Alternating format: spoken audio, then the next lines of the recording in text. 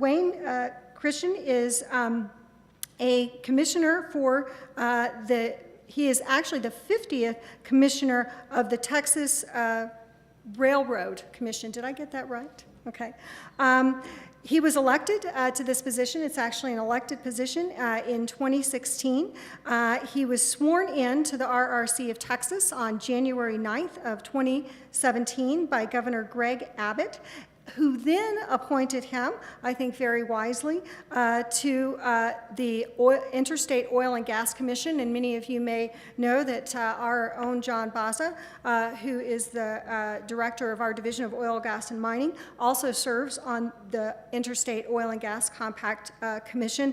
And this is a really important commission, I think, formed a multi-state commission that was formed over 80 years ago. And it is the oldest and largest interstate compact in the nation that works on resolving many of the issues in the industry associated with accessing our oil and gas resources. Commissioner Christian was no stranger to the energy space. In fact, in his early life, he began his engagement in the energy space by pumping gas at his father's filling station in the rural town of Tinnehaw, Texas. I think I've said that right, hopefully. He graduated from Tinnehaw High School as the valedictorian. After college, he found success in a very interesting place. He actually has a passion for music, and along with his band, Mercy River Boys, who really focused on country and gospel music, went on to be a finalist in the 1979 Grammys. So intellect, music, and then energy, all bringing together to create an experience for him in business, in banking, in real estate. And he created a financial services business that was ranked by AIG as one of the top advisors nationwide. And this occurred 3 times. So very impressive, multi-talented Commissioner Christian, who is leading what we'll call a bit of a conservative renaissance in the state of Texas. He's been doing this and he's been committed to this for over a decade and a half. He, I think, is serving Texas well to bring forward the opportunities of energy development for that state. And we're just really honored to have him here with us today to share with us his wisdom on how we can continue to progress these initiatives in our state. So please join me in welcoming Commissioner Wayne Christian.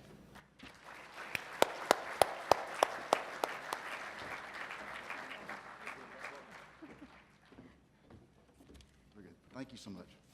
Hey, it's an honor to be here. It's a thrill to come, and quite frankly, what they did was they called the Texas Railroad Commission and said, we need somebody that can speak, that's intelligent, knows what's going on, and can advise you of all the different specifics in the oil and gas business of Texas and the mineral interest, and they weren't available, so they sent me, okay? I wound up being the person who had to come instead of the speaker. I served, as she mentioned, for about 20 years in Austin in the political realm, and still office of Railroad Commissioner is a political office. But it's amazing, I served on the Energy Committee for a number of years, so I'm familiar with what energy means. For those of you that are talking about, and I remember the senator this morning was talking about, it's about the money, who gets the money, and your congressman, et cetera. When you go to government, just for a hint, all they think of in Salt Lake City or Austin, Texas, is who is going to get the money. And you can have the passions for different things. Something very interesting, when I went 18 months ago, started serving in the Railroad Commission office, and I went and asked our accountant, I'm an old banker, okay? So I went and asked our accountant there at the Railroad Commission, I know that the TxDOT, the transportation, I know that public education, law enforcement take dollars, and that costs the government dollars, and it's a legitimate cost constitutionally. We want to fund those things. But I said, the Railroad Commission has got to be more than just a money sucker out of the government, right? And so he went and did the calculation as an old banker. I said, for every buck they finance the Railroad Commission or fund the Railroad Commission, what's their return?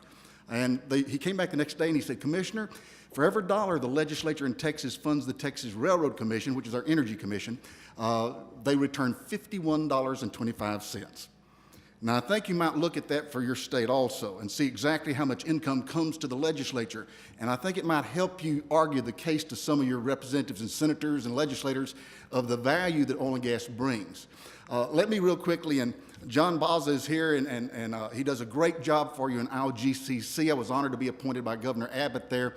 And what I learned real quickly was when you sit down at the table, you go around all of the states that are represented from each state reporting on the past year and what's happened in your state concerning minerals. And of course, it came my time in Texas. I was a new guy, I never had been there before, and I just sat down and started reading the list, and I'll kind of go over that with you real quickly. It kind of started with me the day I was elected back in November of 2016. My wife and I were riding to an event the next day to kind of thank the folks for having elected me to the Railroad Commission. On the radio comes the report that the Department of Energy announces the largest find of oil and gas in the history of the United States out of the Permian Basin in Midland, Texas.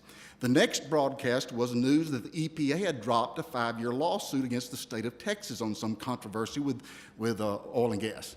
You know, I'm sitting here thinking, I got elected yesterday. I'm on the way to the oil and gas organization. If Donald Trump can take credit during a campaign for 1,000 jobs with Carrier air conditioning, I can take a little credit for this one too. You know, what else can you do? And so it was a good trip for me, but it's been that kind of unbelievable. And in the report I gave, what's happening in Texas is something I think we all need to realize. We've got this tribalism, there's such a terrible divide in our country of R's and D's, conservatives, liberals, socialists, capitalists. You know, it's a very concerning time to me for my children and grandchildren. But something we've got to understand is we are a nation together, and what benefits us, I have learned in one state, we should take real pride as a country. So let me share with you real quickly the state of Texas in the last year and a half. And John can acquaint that I was not the most popular guy in the room because Texans like to brag. And it's not hard to brag about what's happened in oil and gas in Texas. We are now building 3 LNG stations along the coast of Texas. These take 4,000 folks to build. They're huge for liquefied natural gas to be exported. Europe, China, everybody wants as much natural gas as we can send.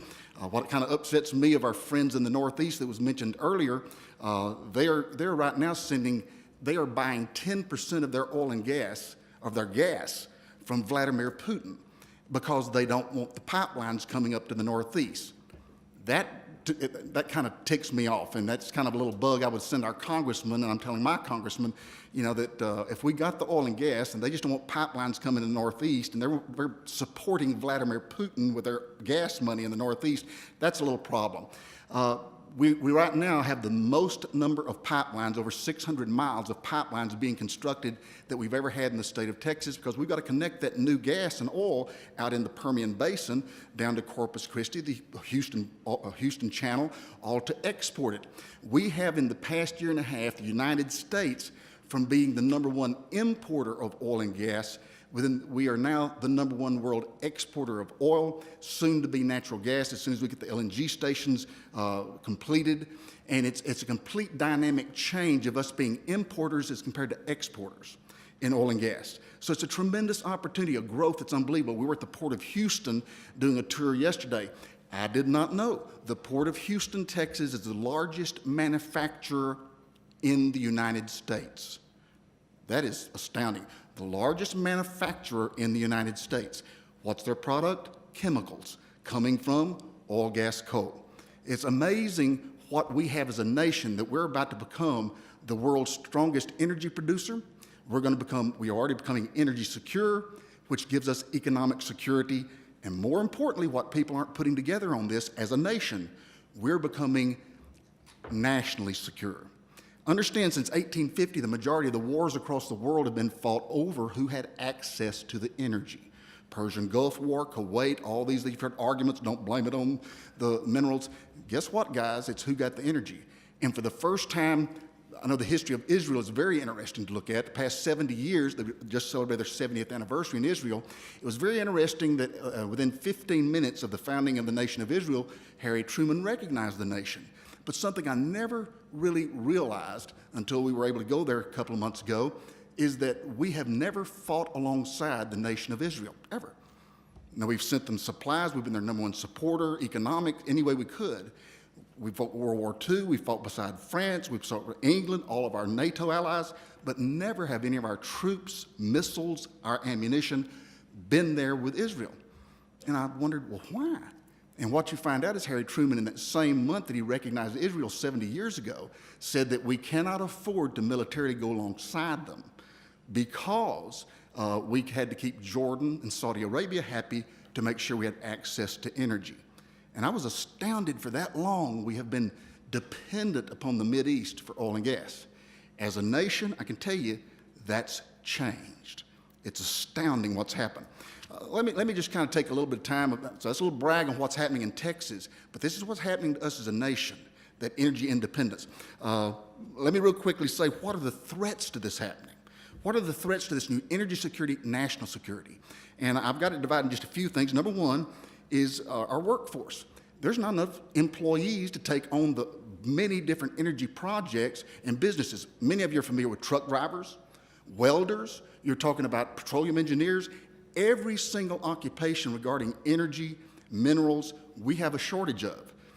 Number two, we have infrastructure. Right now, flaring is the big enemy that they're looking at, much like they use the Keystone Pipeline as a national flag. That's what's wrong with oil and gas and minerals. Well, they're using right now flaring because we've discovered so much that we are flaring off the natural gas until we can get the pipelines built, which is going to take the labor to build them. And when we get that done, immediately we'd rather pipe off the natural gas. But now it's flaring. Now, let me tell you what they don't many times understand is flaring is much more environmentally friendly than just releasing the natural gas. And those of you in the business know that. So there's legitimate arguments for us to put up against those attacks, but that is a major attack they currently are putting on the oil and gas industry. Economics. I found out as an old banker, I got to looking, and because a lot of our oil and gas companies and mining companies have gone public, sometimes it gets to the point that it's not necessarily those experts in oil, gas, and coal like are represented in this room that know the business, know what's best, know the best materials to use, know the best processes. Many times who's making the decision are a bunch of Wall Street bankers who their goal in life is what's the next quarterly dividend.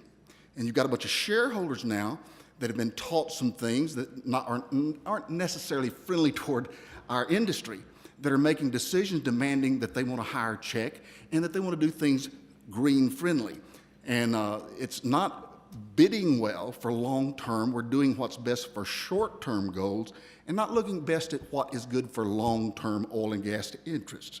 I think it's something we need to be aware of and fight. What's something that's in common, though, is politicized science. And politicized science is, of course, the story that has been put upon our American people by tenured professors in our universities, by teachers throughout our school systems, and by our politicians, and by special interest groups that have convinced the American public and many of our politicians that there's something heinously wrong with the oil, gas, and coal and mineral industry. And I commend you right now that it's time for us to put on our big boy and girl britches, stand up, and start setting our side of the argument.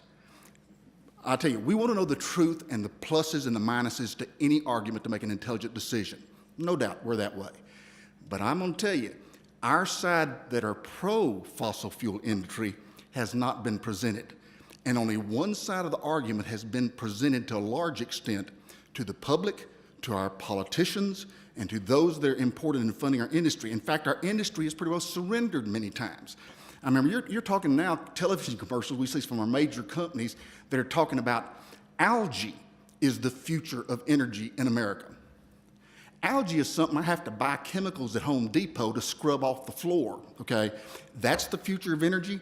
And when we retitle our companies to like Beyond Petroleum, the incentive there, or the insinuation there is there's something that must be wrong with what we're doing with oil and gas. Let me give you two worlds. I want you to just kind of remember this and see which is best for people.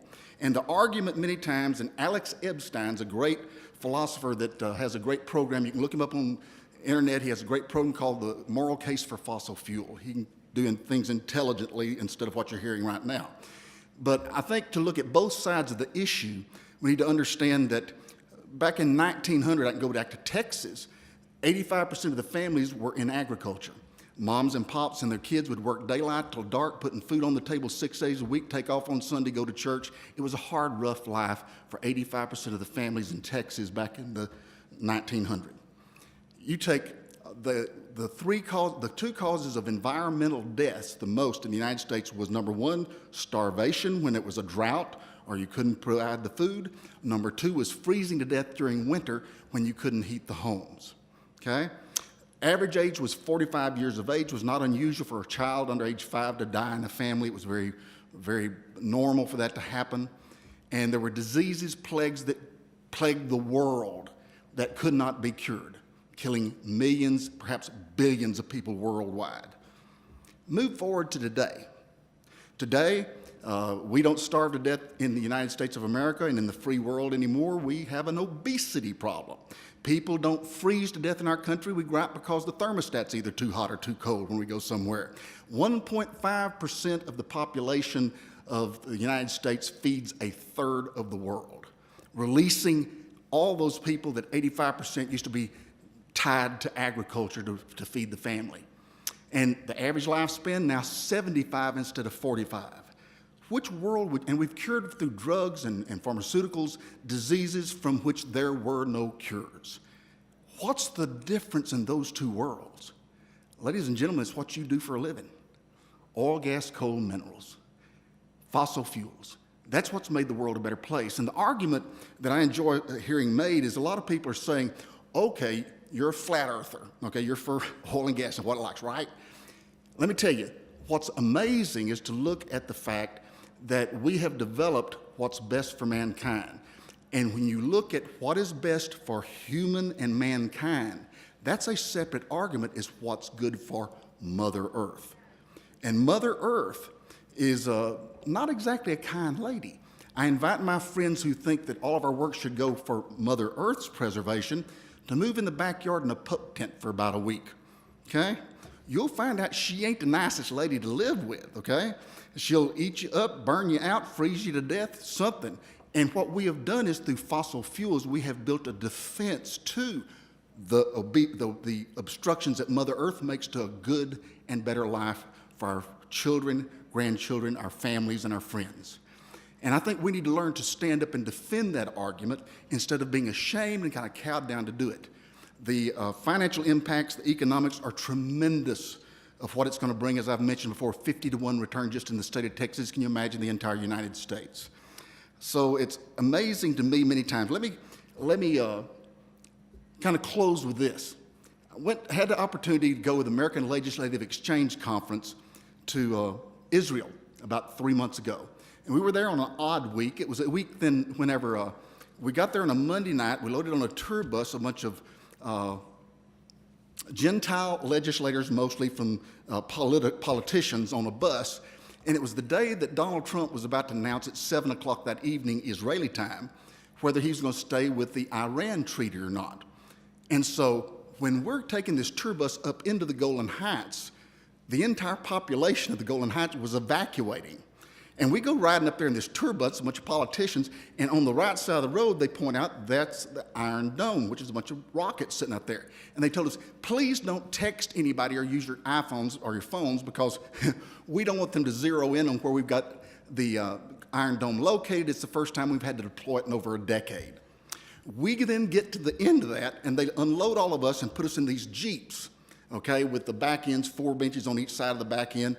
And they're driving us up through the mountains. And I'm sitting there going, the Secret Service of Israel is driving these Jeeps.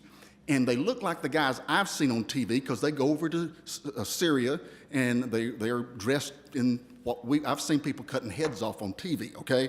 And these are the guys driving the Jeeps carrying us up to the Syrian border. We get to the Syrian border and the old facilities that the Israeli government has bailed out and has saved, the windows are all blown out. They fought the battle there. They won this Syrian outpost. And the paratroopers are coming in, equipping for the battle at hand that evening they're going to have with Syria when Donald Trump announces he's not going to stay with the Israeli compact. And we're sitting there being shown up in this huge room with this big window that's blown out. And the guy's telling us, well, 300 yards is this Syrian border. Now, I'm this old white guy from America standing in a window, and I know we have hunting rifles and scopes that can hit 300 yards away, right? So I didn't feel comfortable in that particular situation. And so we were just all praying that Donald Trump didn't tweet something out early that day as our big prayer. But why I bring that up is that night we were given the privilege of meeting with the ambassador to Israel from the United States. And I asked the ambassador, who was talking about all that had been accomplished in the Mideast and what he had done in negotiations, and I just asked him, I said, Mr. Ambassador, did the discovery of oil in the United States, which is the largest supply in history, that's given us energy security, have anything to do with the negotiations that have taken place? And I want you in your profession to understand the difference you're making.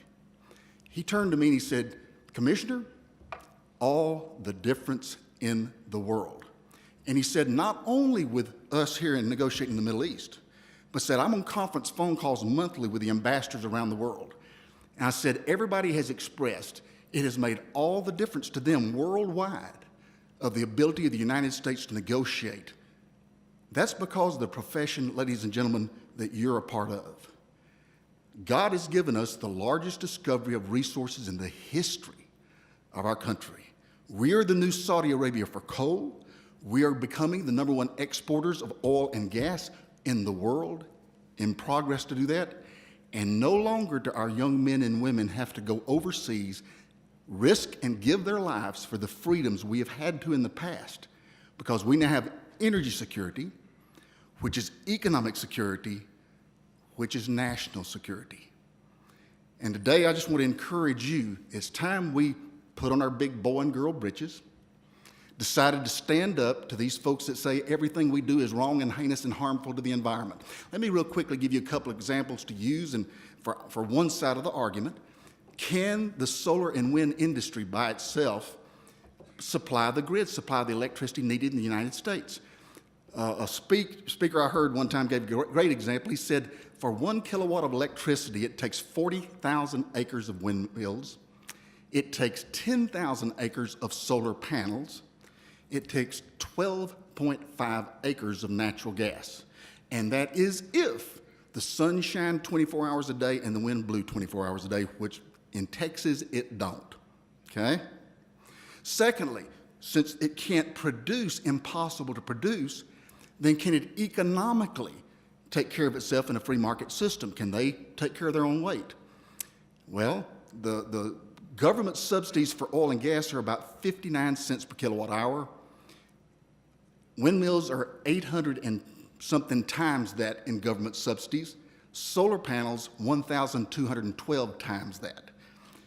Understand the cost of generating electricity in the United States has fallen by 50% over the past 10 years.